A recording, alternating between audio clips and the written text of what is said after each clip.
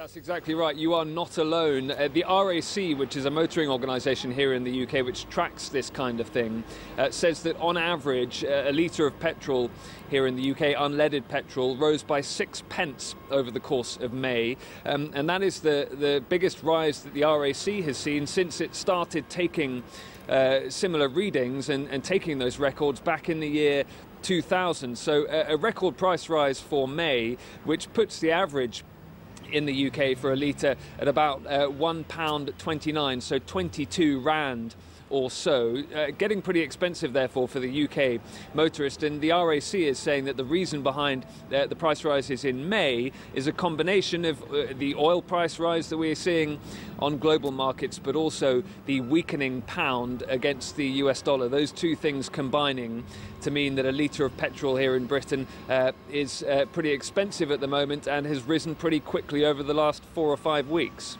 So OPEC is meeting later this month. Some hope, some would say, for UK consumers? That is what UK consumers will be hoping for, perhaps paying more close attention to this OPEC meeting than the average Brit might normally do. There is the sense that OPEC may decide to increase supply at the next meeting, and that may feed through into the market in terms of a slightly lower oil price. Goodness knows what kind of petrol that chap's using, but if that does feed through into a lower oil price, what will be interesting to see here in the UK is whether that is then passed on to the consumer. One of the age-old complaints here in Britain is that when the oil price rises, that feeds through at the pump almost immediately to the consumer in terms of petrol prices, and when oil price falls, that perhaps consumers don't see that as quickly as they might like. Now, we're not there yet, but there is a petrol-diesel debate in the UK. What's that about?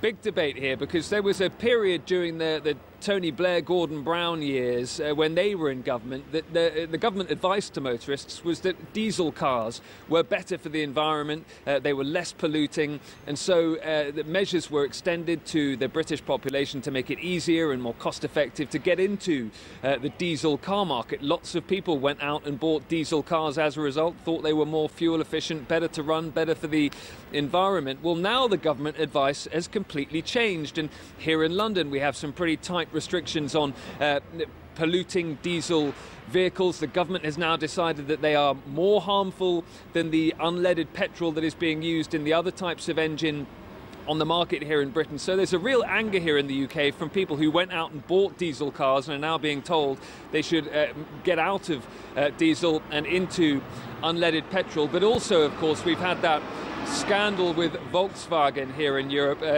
gaming essentially those diesel emissions tests. That has meant that there have been fines for Volkswagen, but also restrictions in other countries as well on diesel engines, which is meaning that the manufacturers are now trying to get out of that market pretty quickly as well. So that debate is very live here, with a lot of motorists just feeling that once again they've been taken for a ride by successive governments here in Britain.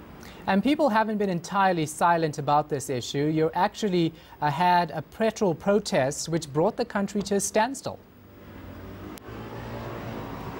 That's right. Back in 2000, it's become known as the 8 days that shook Britain. It was a petrol protest that started with some people in the haulage industry saying that petrol prices were rising too quickly, that the government was putting up duty too fast on petrol. That was feeding through into much higher prices, and there was real anger about the rising cost of getting around in a motor car here in Britain, in some parts of the population, but also the commercial industry. So that fed through into protests, which were designed to try and get the message across to government that the haulage industry, sections of it, wouldn't let that continue. What that ended up seeing here in Britain were runs on petrol stations. We saw petrol running out because petrol and oil wasn't being allowed to move away and get to petrol stations like this. There were blockades in place.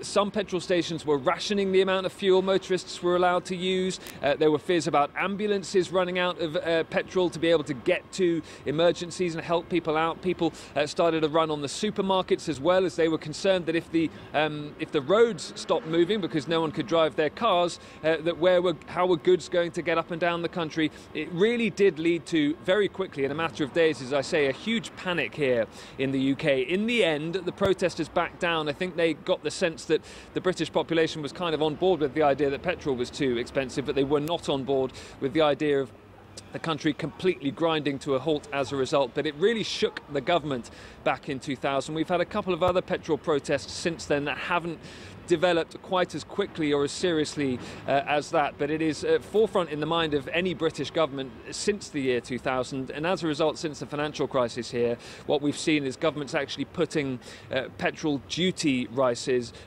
on hold, so that petrol isn't rising as quickly as was seen during that period. But you know, it's still pretty expensive at the pump here. This petrol station, £1.30 for a litre at the moment, as I say, 22 or 23 rand, so pretty pricey for the British motorist.